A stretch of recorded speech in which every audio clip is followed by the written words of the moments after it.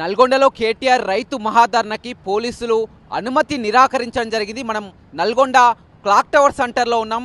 ఇదే సెంటర్లో కూడా BRS working president KTR maha dharna కోసం కూడా వారన్ని ఏర్పాట్లు కూడా బీఆర్ఎస్ శ్రేణులు చేసుకున్నటువంటి పరిస్థితి కనిపించింది. కానీ ఇవాళ ఉదయాన్నే పోలీసులు కూడా అనుమతి లేదని కూడా చెప్పడం జరిగింది. దానికి ప్రధానమైనటువంటి కారణాలు కూడా పోలీసులు చెప్పడం జరిగింది. మొత్తం ట్రాఫిక్ ప్రజలకు అంతా కూడా ఇబ్బంది వాతావరణం తలెత్తే అవకాశం కనపడుతుంది.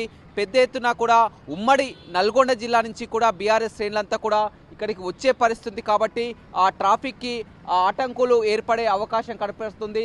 ఇక్కడ ఏ కార్నర్ని కూడా మూసివేయాలనేటువంటి పరిస్థితి కనిపిస్తుంది. ట్రాఫిక్ను డైవర్షన్ చేయాలన్నా కానీ నల్గొండ ప్రధానమైనటువంటి సెంటర్ని కానీ ట్రాఫిక్ డైవర్షన్ చేయలేమని కూడా ఒక రీజన్ చెప్పడం జరిగింది. అదేవిధంగా రేపటి నుంచి కూడా మొత్తం గ్రామ సభలు ఉన్నటువంటి పరిస్థితి కనపడి పోలీసుల బందోబస్తు అంతా కూడా గ్రామ సభలకు వెళ్తుంది కాబట్టి అనుమతి లేదని చెప్తున్నారు. ఏదేమైనప్పటికీ కూడా చివరి నిమిషంలో కూడా పోలీసులు అనుమతి నిరాకరించడంతో కూడా బీఆర్ఎస్ పార్టీ శ్రేణులు పూర్తి నిరాశతో ఉండడం జరిగింది. హైకోర్టుని కూడా ఆశ్రయిస్తాం, ఖచ్చితంగా ఇక్కడే సభ నిర్వహించి తీరుతామని కూడా బీఆర్ఎస్ శ్రేణులు ఇప్పటికే ప్రకటించడం జరిగింది.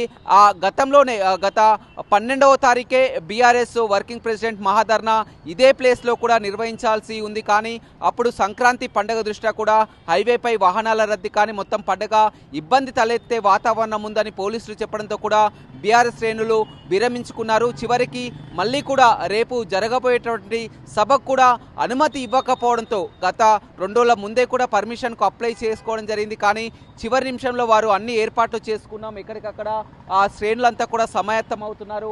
మొత్తం జిల్లా పట్టణంలో కూడా హోర్డింగ్స్ కూడా ఏర్పాటు చేసుకున్నటువంటి చివరి నిమిషంలో ఒక కుట్రపూరితంగానే కేవలం కావాలనే ఒక కక్ష సాధింపులోనే భాగంగా కూడా ధర్నాకు అనుమతి ఇవ్వడం లేదంటూ కూడా మాజీ మంత్రి జగదీష్ రెడ్డి కూడా మాట్లాడడం జరిగింది. వారు హైకోర్టుని ఆశ్రయిస్తున్నారు. హైకోర్టు పర్మిషన్ ఇస్తుందా లేదా అనేది కూడా సస్పెన్స్గా మారింది. ఏదేమైనప్పటికీ కూడా ఇప్పుడు కేటీఆర్ చేసేటువంటి ధర్నాకి రేవంత్ సర్కారు ఎందుకు భయపడుతుంది? ధర్నా చేసే గతంలో కూడా చాలా మార్లు క్లాక్ టవర్ సెంటర్లో గతంలో ఉన్నటువంటి పిసిసి అధ్యక్షుడు రేవంత్ రెడ్డి కానీ సిఎల్పి నేత బట్టి విక్రమార్క కానీ ఎలాంటి ధర్నాలైనా కార్యక్రమాలైనా కానీ నిరసనలైనా కానీ క్లాక్ టవర్ సెంటర్లోనే నిర్వహించుకున్నటువంటి పరిస్థితి కనిపిస్తుంది.